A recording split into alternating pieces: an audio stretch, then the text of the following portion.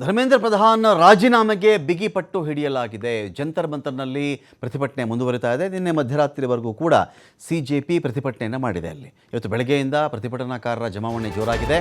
ದೆಹಲಿಯಲ್ಲಿ ಧರಣಿಯನ್ನು ಮುಂದುವರಿಸಬೇಕು ಅಂತ ಹೇಳಿ ಸಿಜೆಪಿ ತೀರ್ಮಾನ ಮಾಡಿದೆ. ಕಾಕ್ರೋಚ್ ಜನತಾ ಪಾರ್ಟಿ ಇಲ್ಲ, ನಾವು ಧರಣಿ ಇಲ್ಲಿಗೆ ಬಿಡಬಾರದು, ಕಂಟಿನ್ಯೂ ಮಾಡಬೇಕು ಅಂತೇಳಿ ಅವರ ಒಂದು ತೀರ್ಮಾನ ಇದೆ. ನಿನ್ನೆ ಲಾಠಿ ಚಾರ್ಜ್ ಆದ ಬಳಿಕ ಜಂತರ್ ಮಂತರಲ್ಲಿ ಧರಣಿ ಕೂಡ ಆಗಿದೆ. ಸಿಜೆಪಿ ಕರೆ ಬೆನ್ನಲ್ಲೇನೆ ಧರಣಿ ಸ್ಥಳಕ್ಕೆ ಯುವಕರು ಜಮಾವಣೆ ಆಗ್ತಾ ಇದ್ದಾರೆ. ಜಂತರ್ ಮಂತರ್ ಸುತ್ತಮುತ್ತ ಬಿಗಿ ಪೊಲೀಸ್ ಬಂದೋಬಸ್ತ್ ಏರ್ಪಡಿಸಲಾಗಿದೆ. ಸಿಜೆಪಿ ಪ್ರತಿಭಟನೆ ವೇಳೆಯಲ್ಲಿ ವಿಧ್ವಂಸಕ ಕೃತ್ಯ ಆರೋಪವನ್ನು ಕೂಡ ಮಾಡಲಾಗಿದೆ. ಇದು ಪ್ರತಿಭಟನೆ ಮಾಡಬೇಕಾದ್ರೆ ವಿಧ್ವಂಸಕ ಕೃತ್ಯವನ್ನು ನಡೆಸಿದ್ದಾರೆ ಅಂತೇಳಿ ಆರೋಪವನ್ನು ಕೂಡ ಇಲ್ಲಿ ಹೊರಿಸಲಾಗಿದೆ. ಹಿಂಸಾಚಾರದ ಬಗ್ಗೆ ತನಿಖೆ ಆಗುತ್ತೆ. ಸಂಸತ್ ಚಲೋ ವೇಳೆಯಲ್ಲಿ ಹಿಂಸಾಚಾರದ ಬಗ್ಗೆ ತನಿಖೆ ನಡೆಯುತ್ತೆ 4 ಆಯಾಮಗಳಲ್ಲಿ. ಏನಾಗುತ್ತೆ, ಒಂದು ಹೋರಾಟ ಅಂತ ಬಂದಾಗ ಆ ಹೋರಾಟವನ್ನು ನಾವು ಕಾಲದಿಂದ ನೋಡ್ಕೊಂಡು ಬಂದಿದ್ದೀವಿ. ಇಲ್ಲಿ ಹಿಂಸಾಚಾರ ಆಗಿದೆಯೋ ಬಿಟ್ಟಿದೆಯೋ ಬೇರೆ ವಿಚಾರ. ಹೋರಾಟವನ್ನು ಫೇಲ್ ಮಾಡೋದು ಹೇಗೆ ಅಂತ ಬಂದಾಗ ಹಿಂಸಾಚಾರ ಆಗಿತ್ತು. ವಿಧ್ವಂಸ ಕೃತ್ಯಕ್ಕೆ ಪ್ಲಾನ್ ಮಾಡಿಬಿಟ್ಟಿದ್ರು. ಅವರಲ್ಲಿ ಆ್ಯಂಟಿ ಸೋಷಿಯಲ್ ಎಲಿಮೆಂಟ್ಸ್ ಇತ್ತು. ಸಮಾಜ ವಿರೋಧಿ ಘಾತಕ ಶಕ್ತಿಗಳು ಅಡಗಿದ್ದವು. ಅವರಲ್ಲಿ ಶಸ್ತ್ರಾಸ್ತ್ರಗಳು ತಂದುಬಿಟ್ಟಿದ್ರು. ಈ ಥರದ್ದು ಹೇಳಿದಾಗ ಏನಾಗುತ್ತೆ, ನಿಮಗೆ ಆ ಹೋರಾಟ ಹತ್ತಿಕ್ಕೋದು ಈಸಿ ಆಗುತ್ತೆ. ಒಂದು ಏಕೆಂದರೆ ನಾವು ಏನೇ ಹೇಳ್ತೀವಿ, ಹೋರಾಟವನ್ನು ಹತ್ತಿಕ್ಲಿಕ್ಕಿಂತ ಮುಂಚೆ ಹೋರಾಟದ ಕ್ಯಾರೆಕ್ಟರ್ ಸಾಯಿಸಬೇಕು ಅಂತ. ಒಂದು ಇಡೀ ಹೋರಾಟ ಏನಕ್ಕೆ ಆಗ್ತಿದೆಯೋ ಆ ಕ್ಯಾರೆಕ್ಟರ್ ಇರುತ್ತಲ್ಲ, ಆ ಕ್ಯಾರೆಕ್ಟರ್ ಸಾಯಿಸ್ಬಿಟ್ರೆ ಹೋರಾಟ ಸಾಯಿಸೋದು ಬಹಳ ಈಸಿ ಕೆಲಸ. ಸೊ ಇಲ್ಲಿ ಕ್ಯಾರೆಕ್ಟರ್ ಕಿಲ್ಲಿಂಗ್ ನಡೀತಿರೋದಿಲ್ಲಿ. ಈಗ ಇವರೇನು ಹೇಳ್ತಿದ್ದಾರೆ, ವಿಧ್ವಂಸಕ ಕೃತ್ಯ. ಪ್ರತಿಭಟನೆ ಮಾಡ್ತಾಯಿದ್ರು, ಸಂಸತ್ ಚಲೋ ಅಂತ ಹೋಗ್ತಾರೆ ರೀ. ವಿಧ್ವಂಸಕ ಕೃತ್ಯ ಅದೇ ಈ ಪಂಜಾಬ್ ರೈತರು ಬಂದಾಗ ಪ್ರತಿಭಟನೆ ಮಾಡಿದಾಗ ಹೇಳಿದ್ರಲ್ಲ, ಅವರಲ್ಲಿ ಖಲಿಸ್ತಾನಿ ಉಗ್ರಗಾಮಿಗಳಿದ್ದಾರೆ, ಅವರಲ್ಲಿ ವಿದೇಶಿ ಶಕ್ತಿಗಳು ಫಂಡ್ ಮಾಡ್ಕೊಂಡಿದ್ದಾರೆ, ಪಂಜಾಬಿಂದ ಬಂದಿರೋ ರೈತರೇ ಅಲ್ಲ, ಅವರೆಲ್ಲರೂ ಕೂಡ ದೊಡ್ಡ ದೊಡ್ಡ ಐಷಾರಾಮಿ ಕಾರಲ್ಲಿ ಬಂದಿದ್ದಾರೆ. ಈ 50-60 ಎಕರೆ ಜಮೀನು ಇದೆಯಪ್ಪ, 100 ಎಕರೆ ಜಮೀನಿದೆ, ಏನು ಪಾರ್ಲಿಮೆಂಟಲ್ಲಿ ಕೂತಿರೋರು ಮಾತ್ರ ಐಷಾರಾಮಿ ಕಾರಲ್ಲಿ ಬರಬೇಕಾ? ರೈತರು ದೊಡ್ಡ ದೊಡ್ಡ ಕಾರ್ ತೊಗೋಬಾರ್ದಾ? ಐಷಾರಾಮಿ ಕಾರ್ ಇತ್ತು, ಹೌದು, ಪ್ರತಿಭಟನೆಗೆ ಬಂದರು, ಪ್ರತಿಭಟನೆ ಮಾಡಿದ್ರು, ಸರಿ. ಅವ್ರಿಗೆ ಏನೇನೆಲ್ಲ ಅಂದರೆ ಆ ಇಡೀ ರೈತ ಹೋರಾಟದ ಆ ವ್ಯಕ್ತಿತ್ವವನ್ನು ಹಾಳು ಮಾಡೋದು, ಕ್ಯಾರೆಕ್ಟರ್ ಅಸಾಸಿನೇಷನ್. ಒಂದು ಪ್ರೊಟೆಸ್ಟ್ಗೆ ಒಂದು ಕ್ಯಾರೆಕ್ಟರ್ ಇರುತ್ತೆ, ಆ ಕ್ಯಾರೆಕ್ಟರ್ನ ಸಾಯಿಸಬೇಕು ಅಂತ ಏನು ಮಾಡಬೇಕು? ಅವ್ರು ಸರಿ ಇಲ್ಲ, ಅವ್ರು ಟೆರರಿಸ್ಟ್ಗಳು, ಅವ್ರು ಕಳ್ಳರು, ಅವರು ಚಾಕು ತಂದಿದ್ರು, ಅವರು ವಿಧ್ವಂಸ ಕೃತ್ಯ ಮಾಡಬೇಕು ಅಂತಲೇ ಪ್ಲಾನ್ ಮಾಡ್ಕೊಂಡ್ಬಂದ್ಬಿಟ್ಟಿದ್ರು. ದೆಹಲಿಗೆ ಬಂದಿದ್ರಲ್ಲ ರೈತರು, ರೈತರೇ ಅಲ್ಲ, ಅವರೆಲ್ಲ ಕೂಡ ಗೂಂಡಾಗಳು, ಖಲಿಸ್ತಾನಿ ಉಗ್ರಗಾಮಿಗಳು, ಇವರಿಗೆ ಫಾರಿನ್ ಫಂಡ್ ಆಗಿದೆ, ಇವರು ದೇಶ ವಿರೋಧಿ ಶಕ್ತಿಗಳು ಇದರಲ್ಲಿರೋರು, ಇದರಲ್ಲಿ ಹಿಂದುತ್ವ ವಿರೋಧಿ ಶಕ್ತಿಗಳಿದ್ದಾರೆ, ದೇಶಕ್ಕೆ ಇವರೆಲ್ಲರೂ ಕೂಡ ಆ್ಯಂಟಿ ನ್ಯಾಷನಲ್ ಎಲಿಮೆಂಟ್ಸ್ ಇವರು. ಈ ಥರದ್ದು ಒಂದು ನರೇಷನ್ ಇದು. ಯಾರು ಪ್ರಶ್ನೆ ಕೇಳ್ತಾರೆ ನೋಡಿ, ಅವರಿಗೆ ಫಸ್ಟ್ ಬರೋ ದೊಡ್ಡ ಹಣೆಪಟ್ಟಿ ಏನು ಅಂತ ಹೇಳಿದ್ರೆ, ಅವರು ದೇಶ ವಿರೋಧಿ, ಅವರು ಇಂಥ ಪರ, ಅವರು ಎಡ, ಅವರು ಬಲ, ಅವರು ಕಾಂಗ್ರೆಸ್, ಅವರು ಪಾಕಿಸ್ತಾನ್, ಅವರು ಇಸ್ಲಾಮಾಬಾದ್, ಅವರು ಕರಾಚಿ, ಅವರು ಪೇಶಾವರ್, ಅವರು ಮುಲ್ತಾನ್, ಈ ಥರದ್ದೇ ಹೇಳ್ಕೊಂಡು ಏನು ಮಾಡೋದು ಅಂದರೆ, ಅಲ್ಲಿಗೇನಾಗುತ್ತೆ, ಸಮಾಜದ ಕಣ್ಣಲ್ಲಿ ಏನಾಗ್ತಾರೆ ಹೇಳಿ, ಅವರು ಸೊಸೈಟಿ ಕಣ್ಣಲ್ಲಿ ಏನಾಗ್ತಾರೆ ಇಮಿಡಿಯೇಟಾಗಿ, ಪಾಕಿಸ್ತಾನದವರು ಅಂತ ಎಲ್ಲರೂ, ಫುಲ್ಲು ದೇಶ ವಿರೋಧಿ ಶಕ್ತಿಗಳಿದ್ರಂತೆ, ಎಲ್ಲ ಸಾಯಿಸೋಕ್ಕೆಲ್ಲ ಪ್ಲಾನ್ ಮಾಡಿಬಿಟ್ಟಿದ್ರಂತಲ್ಲಿ, ವೆಪನ್ನೆಲ್ಲ ಇತ್ತಂತಲ್ಲಿ, ಅಷ್ಟಿಲ್ಲದೆ ಪೊಲೀಸರು ಹೊಡಿತಾರ ಆ ಥರ? ಇಲ್ಲ. ವಿಚಾರ ಏನು? ನೀಟ್. ನನ್ನ ಅಕ್ಕಪಕ್ಕದ ಮನೆಗಳಲ್ಲೂ ನೀಟ್ ಬರೆದವರಿದ್ದಾರೆ, ನಿಮ್ಮ ಅಕ್ಕಪಕ್ಕದ ಮನೆಗಳಲ್ಲೂ ನೀಟ್ ಬರೆದವರಿದ್ದಾರೆ, ನಿಮ್ಮ ಮಕ್ಕಳೇ ನೀಟ್ ಬರೆದಿದ್ದಾರೆ. 22 ಲಕ್ಷ ಜನನೂ ಇವತ್ತಲ್ಲಿ ಪ್ರತಿಭಟನೆಗೆ ಬಂದರೆ ಇಮ್ಯಾಜಿನ್ ಮಾಡ್ಕೊಳ್ಳಿ ಹೇಗಿರುತ್ತೆ ಅಂತ. 22,70,000 ಚಿಲ್ಲರೆ ಹುಡುಗರು, ವಿದ್ಯಾರ್ಥಿನಿಯರು ಎಕ್ಸಾಮ್ ಬರೆದ್ರಲ್ವಾ, ಅಷ್ಟು ಜನ ಬಂದು ಪ್ರತಿಭಟನೆ ಮಾಡೋಕ್ಕಾಗಲ್ಲ.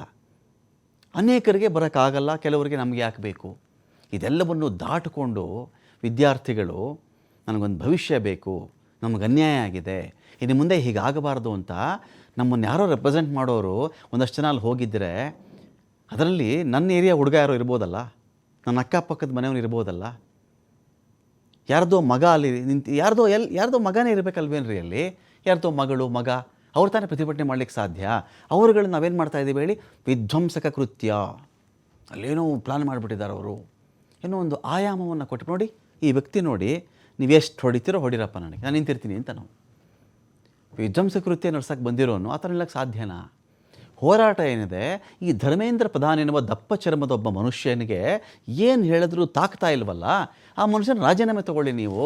ಇಂಥ ಮನುಷ್ಯರು ಆ ಸ್ಥಾನದಲ್ಲಿರಲಿಕ್ಕೆ ಲಾಯಕ್ಕಿಲ್ಲ.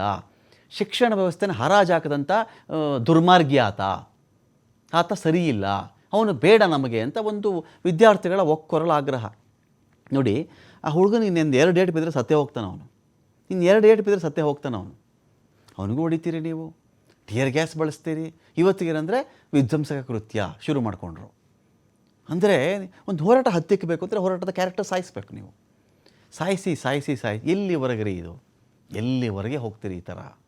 ಎಷ್ಟು ಮೋಸಗಳನ್ನು, ಎಷ್ಟು ವಂಚನೆಗಳನ್ನು, ಶಿಕ್ಷಣದ ವ್ಯಾಪಾರೀಕರಣ, ಒಂದು ನೀಟ್ ನಡೆಸೋ ಯೋಗ್ಯತೆ ಇಲ್ಲದಿರ್ತಕ್ಕಂಥ ಸ್ಥಿತಿಯಲ್ಲಿ ನಮ್ಮ ದೇಶ ಇವತ್ತಿಗಿದೆ. ಒಂದೇ ಒಂದು ನೀಟ್ ಎಕ್ಸಾಮ್ ನಡೆಸುವ ಯೋಗ್ಯತೆ ಇಲ್ಲ. ಅದನ್ನು ಪ್ಯಾಚಪ್ ಮಾಡಿಕೊಳ್ಳಿಕ್ಕೆ ಸೇನೆಯ ವಿಮಾನ ಅಂತ ಇವ್ರ ತಲೆ. ಸೇನೆ ವಿಮಾನ ಬಂದು ಆ ವಿಮಾನದಿಂದ ಕ್ವಶನ್ ಪೇಪರ್ಗಳು ಉದುರಿ ಅಲ್ಲಿ ಸೆಂಟ್ರಿಂದ ಇವ್ರು ಎಕ್ಸಾಮ್ ಬರೆದು ಬಿಡೋದಂತ. ಅಂದರೆ ಪ್ಯಾಚಪ್ ಅದು. ಈ ಬಾರಿ ಏನು ಸ್ಟ್ರಿಕ್ಟಾಗಿ ಮಾಡಿದ್ದಾರೆ ಗೊತ್ತಾ ಅಂತ. ಪ್ರಿಂಟಿಂಗ್ ಪ್ರೆಸ್ಸಲ್ಲಾಗಿರೋದು ಅನಾಚಾರ, ಪ್ರಿಂಟಿಂಗ್ ಪ್ರೆಸ್ಸಿಂದ ಶುರುವಾಗಿರೋದು ವ್ಯಾಪಾರ. ಕೈಯಲ್ಲಿ ಬರ್ಕೊಂಡು 80 ಕ್ವಶನ್ 100 ಕ್ವಶನನ್ನು ಒಬ್ಬ ಹಂಚಿಬಿಟ್ಟ. ಅವನೋ ತಲೆ ಹರಟೆ ಹೇಳ್ತಾನೆ, ಶಿಕ್ಷಣ ತಜ್ಞ ಅಂತೆ ಅವನು ಯಾವನೋ ಇದ್ದಾನೆ. ಅದರಲ್ಲಿ ಎಷ್ಟು ಸಿಟ್ಟು ಬರುತ್ತೆ ಅಂದರೆ, ಬರ್ಕೊಂಡಿದ್ದದು ಪೇಪರೇ ಲೀಕ್ ಆಗಿಲ್ವಲ್ಲ ಅಂತಾರ್ರಿ. ಇಂಥ ಹಾಸ್ಯ ನೋಡಿ. ಈ ಮನುಷ್ಯ ಒಬ್ಬ ಚೇರ್ಗೆ ಮೊಳೆ ಹೊಡ್ಕೊಂಡು ಕೂತಿರ್ಬೇಕು. ಈ ಮನುಷ್ಯ ನೀಟ್ ಎಕ್ಸಾಮು, ಮಕ್ಕಳುಗಳು ಆತ್ಮಹತ್ಯೆ ಮಾಡಿಕೊಂಡ್ರು. ಹೀಗೆ ನನಗೇನೂ ತಾಕಿಲ್ಲ, ನಮ್ಮ ದೇಶದಲ್ಲಿ ಏನೂ ನಡೀತಾ ಇಲ್ಲ, ನಮಗೇನೂ ಆಗಬೇಕಾಗಿಲ್ಲ. ಹಾಗೆ ಈ ಎಮ್ಮೆ ಮೇಲೆ ಮಳೆ ಹೊಯ್ದಂಗೆ ಅಂತ ಒಂದು ಮಾತಾಡ್ತಾರಲ್ಲ, ಆ ಥರ ಏನು ಬೇಕಾದ್ರೂ ಬೈಕೊಳ್ಳಿ ನೀವು, ನನಗೇನು ಸಂಬಂಧ ಇಲ್ಲ. ಇದನ್ನು ಸಮರ್ಥನೆ ಮಾಡ್ಕೊಳ್ಳೋದು ಬೇರೆ ವ್ಯವಸ್ಥೆ. ಒಂದು ಕ್ಯಾಬಿನೆಟ್ನ ಲೀಡ್ರ್ ಯಾರು ಹೇಳಿ? ನರೇಂದ್ರ ಮೋದಿ ಕ್ಯಾಬಿನೆಟ್ಗೆ ಲೀಡರು. ಕ್ಯಾಪ್ಟನ್ ಅಂದರೆ ಹೆಂಗೆ, ಏನು ಹೇಳ್ತಾರೆ ಅಂದರೆ, captain is as good as the team ಅಂತಾರೆ. ಒಂದು ತಂಡ ಎಷ್ಟು ಚೆನ್ನಾಗಿರುತ್ತೋ ಕ್ಯಾಪ್ಟನ್ ಕೂಡ ಅಷ್ಟೇ ಗಟ್ಟಿಯಾಗಿರ್ತಾನೆ ಅಂತ. ಈ ಕ್ಯಾಪ್ಟನ್ ತಂಡದಲ್ಲಿರೋಲ್ಲ ಇಂಥವ್ರೆ ಡಾಲರ್ಗೆ ರುಪಿ ಕೇಳಿ, ರುಪಿ ಬಿದ್ದಿಲ್ಲ ಡಾಲರ್ ಏರ್ತಾ ಇದೆ ಅಂತಾರೆ ನಮ್ಮ ವಿತ್ತ ಮಂತ್ರಿಗಳು. ಇನ್ನೊಂದು ನಾನ್ಸೆನ್ಸ್ ಅದು, ನಾನ್ಸೆನ್ಸ್ ಅಲ್ವೇನ್ರಿ ಅದು? ಇದೇ ಜನ, ಇದೇ ಮನುಷ್ಯರೇ 60 ರೂಪಾಯಿ ಆದಾಗ ಡಾಲರ್ಗೆ, 50 ರೂಪಾಯಿ ಆದಾಗ ಡಾಲರ್ಗೆ ದೇಶ ಹಾಳಾಗ್ತಾ ಇದೆ, ಇದು ಪತಲ ಆಗಿಬಿಟ್ಟಿದೆ, ಯಾಕೆ ಇಷ್ಟೊಂದು ವೀಕ್ ಆಗ್ತಾ ಇದೆ, ಯಾವ ದೇಶದಲ್ಲೂ ವೀಕ್ ಇಲ್ಲ ಅಂದರು. ಈಗ ಕೇಳಿದ್ರೆ ಡಾಲರ್ ಜಾಸ್ತಿ ಆಗ್ತಿರೋದು, ರುಪಿ ಅಲ್ಲ, ಡಾಲರ್ ತಾಕತ್ತು ಜಾಸ್ತಿ ಆಗ್ತಿದೆ ಅಷ್ಟೇ ಅಂತ ಮಾತಾಡ್ತಾರೆ. ಇಂಥವರೆಲ್ಲ ಕ್ಯಾಬಿನೆಟಲ್ಲಿ ಇದ್ದುಕೊಂಡು ಯಾಕೆ ಇವತ್ತು ಬೆಲೆ ಏರಿಕೆ ಅಂತೀವಿ, ಇನ್ಫ್ಲೇಷನ್ ಅಂತೀವಿ, ನೀಟ್ ಎಕ್ಸಾಮ್ ಸರಿಯಾಗಿ ಆಗಲಿಲ್ಲ ಅಂತೀವಿ, ನಮ್ಮ ಮೆಡಿಕಲ್ ಎಜುಕೇಷನ್ ಸರಿಯಾಗಿ ಆಗ್ತಿಲ್ಲ ಅಂತ ಮಾತಾಡ್ತೀವಿ ಅಂದರೆ, ಅದು ಮಾತಾಡ್ತಿದ್ರೆ ಮಾತಾಡ್ಕೊಳ್ಳಿ. ಪ್ರತಿಭಟನೆ ಮಾಡಿದಾಗ ಒಂದೇ ಅಸ್ತ್ರ ರೀ. ನೀವು ನಡೆದಿರುವ ಯಾವುದೇ ಪ್ರತಿಭಟನೆಗೆ ನೋಡಿ ಫಸ್ಟ್ ಬರೋದೇನು ಗೊತ್ತಾ? ಇವರು ಪಾಕಿಸ್ತಾನದವರು, ಇವರಿಗೆ ಬೇರೆ ದೇಶಗಳದ್ದು ಫಂಡಿಂಗ್ ಆಗಿದೆ, ಇವರು ಕರಾಚಿಯವರು, ಉಗ್ರಗಾಮಿಗಳು, ಖಲಿಸ್ತಾನಿಗಳು, ಇದು ಬಿಟ್ಬಿಡಿ. ಇದು ನೆಕ್ಸ್ಟ್ ಇನ್ನೊಂದು ಬಾಂಗ್ಲಾದೇಶದವರು. ನೀವು SIR ಯಾಕೆ ಆಗ್ತಿದೆ ಅಂದರೆ ಬಾಂಗ್ಲಾದೇಶದವರು. ಯಾರಾದರೂ ನಂಗೆ ತೋರಿಸ್ತೀರಾ ನೀವು? ಬಾಂಗ್ಲಾ ಅವ್ರ ಕಾರಣಕ್ಕೆ ಮಾಡಿದ್ದೀವಿ ಅಂದರೆ ಎಷ್ಟು ಕೋಟಿ ಬಾಂಗ್ಲಾದೇಶಿಯರನ್ನು ನೀವು ನಮ್ಮ ದೇಶದ ಗಡಿ ದಾಟಿಸಿದ್ದೀರಿ? ಅದು ಚೆಕ್ ಮಾಡಿದಾಗ ಒಂದು ವಿಡಿಯೋ ವೈರಲ್ ಆಗಿತ್ತು. ಆ ವಿಡಿಯೋ ನೋಡಿದ್ರೆ ಯಾವುದೋ ಉತ್ಸವದಲ್ಲಿ ಜನ ಹೋಗ್ತಿರೋ ವಿಡಿಯೋ ರೀ. ಒಂದು ದೇವರದೊಂದು ಕಾರ್ಯಕ್ರಮದಲ್ಲಿ ಆ ವಿಡಿಯೋ ಹಾಕ್ಬಿಟ್ಟು ಕೆಲವರು ಪ್ರಚಾರ ಮಾಡಿದ್ರು, ಎಲ್ಲ ಬಾಂಗ್ಲಾದೇಶರನ್ನ ಹೊರಗಟ್ಟಲಾಗುತ್ತಿದೆ. ಹೋಮ್ ಮಿನಿಸ್ಟ್ರಿ ಇದೆಯಲ್ಲ, ಅವರೊಂದು ಡೇಟಾ ಕೊಡಬೇಕಲ್ಲ. ಇಲ್ಲ ಬಾಂಗ್ಲಾ ಅನ್ನಿ, ಇಲ್ಲ ಪಾಕಿಸ್ತಾನ ಅಂತ ಮಾತಾಡ್ಕೊಳ್ಳಿ, ಇಲ್ಲ ವಿದೇಶಿ ಶಕ್ತಿಗಳ ಫಂಡ್ ಅಂತ ಮಾತಾಡ್ಕೊಳ್ಳಿ, ಇಲ್ಲ ವಿಧ್ವಂಸಕ ಕೃತ್ಯ ಅಂತ ಮಾತಾಡಿ. ವಿಧ್ವಂಸಕ ಕೃತ್ಯ ಮಾಡಿದವ್ರನ್ನೇ ನೀವೇನು ಮಾಡೋಕ್ಕಾಗಿಲ್ಲ. ಏನು ಮಾಡಿಬಿಟ್ರಿ? ಪಾರ್ಲಿಮೆಂಟ್ ಅಟ್ಯಾಕ್ ಆಯಿತು, ಅದಾಯಿತು, ಇದಾಯಿತು, ಏನು ಮಾಡಿಬಿಟ್ರಿ? ಪುಲ್ವಾಮಾ ಮಾಡಿದ್ರಪ್ಪ, ಏನು ಮಾಡಿದಿರಿ ಅವ್ರನ್ನ ನೀವು? ಏನು ಮಾಡಿದ್ರಿ ಹೇಳಿ? ಪಹಲ್ಗಾಮ್ ಏನು ಮಾಡಿದ್ರಿ? 4 ಜನ ಸಾಯಿಸ್ಬಿಟ್ವಿ ನಾವು, ಸೀಕ್ರೆಟ್. ಯಾವ 4 ಜನ? ಎಲ್ಲಿಂದ ಬಂದಿದ್ದರು? ಎಷ್ಟು ಜನ ಹಿಡಿದ್ರಿ? ಎಷ್ಟು ಜನ ಶಿಕ್ಷೆ ಕೊಟ್ರಿ? ಅಲ್ಲ 4-5 ಬಾಡಿಗಳು ಬಿದ್ದಿತ್ತು, ನಾವು ಸಾಯಿಸ್ಬಿಟ್ವಿ, ಸರಿ ಆಯಿತು. ಅಷ್ಟು ಶಸ್ತ್ರಾಸ್ತ್ರ ಬರುವಾಗ ಹೇಗೆ ಮಾಡಿದ್ರಿ? ಡ್ರೋನಲ್ಲಿ ಬಂದ್ಬಿಡ್ತಂತೆ ಅದು, ಡ್ರೋನಲ್ಲಿ. ವಿಧ್ವಂಸಕ ಕೃತ್ಯ ಮಾಡಿದವ್ರನ್ನೇ ಬಿಟ್ಟಿದ್ದೀರಿ.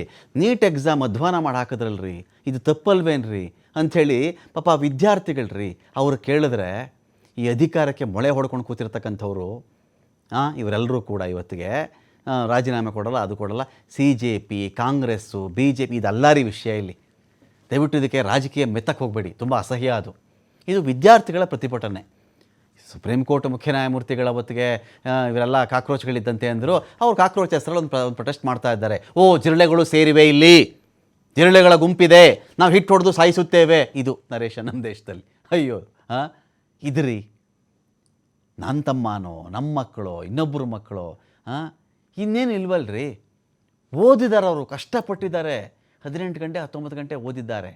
ಟಿಯರ್ ಗ್ಯಾಸ್ ಸಿಡಿಸು, ಲಾಠಿ ಚಾರ್ಜ್ ಮಾಡು, ಅವ್ರು ಹಿಡ್ಕೊಂಬಿಡು, ವಿಧ್ವಂಸಕ ಕೃತ್ಯ. ಏನು ವಿಧ್ವಂಸಕ ಕೃತ್ಯ? ಸರಿ, ಮಾಡಿದವ್ರು ಹಿಡಿದ್ಬಿಟ್ಟು ಶಿಕ್ಷೆ ಕೊಡ್ಸ್ರಪ್ಪ ನೋಡೋಣ. 19 ಜನ ಇದ್ರಲ್ಲಪ್ಪ ಪುಲ್ವಾಮಾದವರು, ಒಬ್ಬನಿಗೆ ಶಿಕ್ಷೆ ಆಯಿತಾ? ಚೀನಾ ಸಂಘರ್ಷ ಆಯಿತು ನಮ್ಮ ಸೈನಿಕರದು, ಆಯ್ತಲ್ವಾ? ಏನೇನು ಮಾಡಿದ್ರಿ ನೀವು? ಚೀನಾಗೆ ಏನ್ರಿ ಮಾಡಿದ್ದೀರಾ ನೀವು? ಆ್ಯಪ್ಗಳು ಬ್ಯಾನ್ ಮಾಡ್ಕೊಂಡು ಕೂತ್ಕೊಳ್ಳೋದು ನೀವು. ಆ್ಯಪು ದೊಡ್ಡ ಸಾಧನೆ. ಚೀನಾಗೆ ನಡಗ್ಬಿಟ್ರು ಚೀನಾ ಅಂತ, ಚೀನಾಗೆ ನಡಗ್ಬಿಟ್ಟು ಚೀನಾ ನಡಗಿಸ್ಬಿಟ್ಟಿದ್ದೀವಿ ನಾವು, ಆ್ಯಪ್ ಬ್ಯಾನ್ ಮಾಡಿಬಿಟ್ಟು ಮುಗೀತು ಅಷ್ಟೇ. ಆಮೇಲೆ ಇನ್ನೆಂಥದ್ದಿಲ್ಲ. ಇರಾನು ಭಾರತೀಯ ಹಡಗಿಗೆ ಹೊಡಿತಾರೆ, ಭಾರತೀಯರು ಅಲ್ಲೂ ಸಾಯ್ತಾರೆ. ಖಂಡಿಸ್ತಾ ಇದ್ದೀವಿ ನಾವು ಇದನ್ನು. ಉಕ್ರೇನು ರಷ್ಯಾ ಅಲ್ಲೂ ಭಾರತದ ಹಡಗು ಹೊಡಿತಾರೆ, ನಮ್ಮವ್ರು ಕಾಸರಗೋಡು ಹುಡುಗ ಸತ್ತೋಗ್ಬಿಟ್ಟ, ಅಲ್ಲೂ ನಾವು ಖಂಡಿಸ್ತಾ ಇದ್ದೀವಿ ಇದನ್ನು. ಅಮೇರಿಕಾ ಭಾರತದ ಹಡಗನ್ನ ನಾವಿಕರಿಗೆ ಹೊಡಿತಾರೆ, ಅಲ್ಲೂ ತೀವ್ರ ಖಂಡಿಸ್ತಾ ಇದ್ದೀವಿ ನಾವು. ಮುಗೀತು, ಎನಫ್, ಅಷ್ಟೇ. ಅದರ ಆಚೆಗಿಲ್ಲ. ಪುಲ್ವಾಮಾ ಖಂಡಿಸ್ತಾ ಇದ್ದೀವಿ, 4 ಜನ ಎನ್ಕೌಂಟ್ರ್ ಮಾಡಾಕ್ಬಿಟ್ಟಿದ್ದೀವಿ. ಪಹಲ್ಗಾಮ್ ಸಾಯಿಸ್ಬಿಟ್ಟಿದ್ದೀವಿ. ಇಲ್ಲಿ ಆರೋಪಿಗಳಿದ್ದಾರಲ್ರಿ ಪುಲ್ವಾಮಾದವರು 19 ಜನ, ಹಾಗೆ ಹಾರ್ಟ್ ಅಟ್ಯಾಕ್ ಆಗಿ ವಯಸ್ಸಾಗಿ ಸಾಯಬೇಕಷ್ಟೇ. ಅವರು ಶಿಕ್ಷೆ ಇಲ್ಲ. ಯಾರು ಹಿಡಿದಿದ್ದಾರೆ ಹೇಳಿ ಫಸ್ಟು ಅಷ್ಟು ಜನದಲ್ಲಿ. ಹಿಂಗಿದ್ದಾಗ ಇವ್ರನ್ನ ಮೇಲೆ ಪಾಪ ವಿಧ್ವಂಸಕ ಕೃತ್ಯ ಅಂತೆ. ಸೊ ಇದಕ್ಕೆ 4 ಡೈಮೆನ್ಷನ್ಸಿಂದ ತನಿಖೆ ಅಂತೆ ಮಾಡಿ. ನೀಟಿಗೆ ಎಕ್ಸಾಮ್ಗೆ ಇದೆಯಲ್ಲ, ಇದ್ರಲ್ಲಿ ಇಷ್ಟು ಜನ ವಿಧ್ವಂಸಕ ಕೃತ್ಯ ಇಲ್ಲ ತಾನೇ. ಯಾರಾದರೂ ಆ ಥರ ವಿಧ್ವಂಸಕ ಕೃತ್ಯ ಮಾಡಿದರೆ ನಿಮಗೆ ಅನುಮಾನ ಇದ್ದರೆ ಒಳಗಡೆ ಹಾಕಿ. ಪ್ರತಿಭಟನೆ ದಿಕ್ಕು ತಪ್ಪಿಸೋಕ್ಕೆ ಈ ಕೆಲಸ ಮಾಡಿದರೆ ಅಕ್ಷಮ್ಯ. ಅದು ವೈರಲ್ ವಿಡಿಯೋದ ಬಗ್ಗೆ, ಅಸಲಿಯತ್ತಿನ ಬಗ್ಗೆ ತನಿಖೆಯನ್ನು ಮಾಡಲಾಗ್ತಾ ಇದೆ. ಒಂದು ಗಲಾಟೆ ವಿಡಿಯೋ, ಇಂಥ ಟೈಮಲ್ಲೆಲ್ಲ ಈ ಗಲಾಟೆ ವಿಡಿಯೋ ಅಲ್ಲಾಯಿತು, ಈ ಥರ ಆಯಿತು, ಎಲ್ಲ ಶಸ್ತ್ರಾಸ್ತ್ರ ತಂದಿದ್ದರು, ಇದೆಲ್ಲ ಬಂದುಬಿಡುತ್ತಲ್ಲ. ಬಂದುಬಿಟ್ಟಾಗ ಒಟ್ಟು ಇಷ್ಟು ಜನ ಕೇಸ್ ಹಾಕ್ಬಿಟ್ರೆ, ಒಂದಷ್ಟು ಜನಕ್ಕೆ ತೊಗೊಂಡು ಒಳಗಡೆ ಹಾಕಿದ್ರೆ ಅವಾಗೇನಾಗ್ಬಿಡುತ್ತೆ, ಎಲ್ಲರೂ ಭಯಪಟ್ಟುಬಿಡ್ತಾರೆ, ಹೋರಾಟ ಬಿದ್ದು ಹೋಗುತ್ತೆ, ಮುಜುಗರ ತಪ್ಪುತ್ತೆ ಅಂತಲೂ ಇರುತ್ತೆ ಕೆಲವೊಮ್ಮೆ. ಇರಲಿ, ಇದರ ಆಚೆಗೂ ಏನೋ ವೈರಲ್ ವಿಡಿಯೋ ಬಂದುಬಿಟ್ಟಿದೆಯಂತೆ, ಎಲ್ಲೋ ತನಿಖೆ ಮಾಡ್ತಾ ಇದ್ದಾರಂತೆ, ಮಾಡಲಿ. ತನಿಖೆಗೆ ಫಾರೆನ್ಸಿಕ್ ಮೊರೆ ಹೋಗಿರೋದು ಪ್ರತಿಭಟನಾಕಾರರ ಗುರುತು ಪತ್ತೆಗೆ ಹಾಕಿ ಪ್ಲಾನ್ ಮಾಡಿಕೊಂಡಿದೆ. CCTV, drone, body cam video ಪರಿಶೀಲನೆ ಮಾಡ್ತಾ ಇದ್ದಾರೆ. 5 ಪ್ರತ್ಯೇಕ FIR ದಾಖಲಿಸಿರೋದು ದೆಹಲಿ ಪೊಲೀಸರು. ವಿಧ್ವಂಸಕ ಕೃತ್ಯ, ಕಲ್ಲು ತೂರಾಟ ಮಾಡದಂಥ ಆರೋಪ ಕೂಡ ಇದೆ ಇಲ್ಲಿ.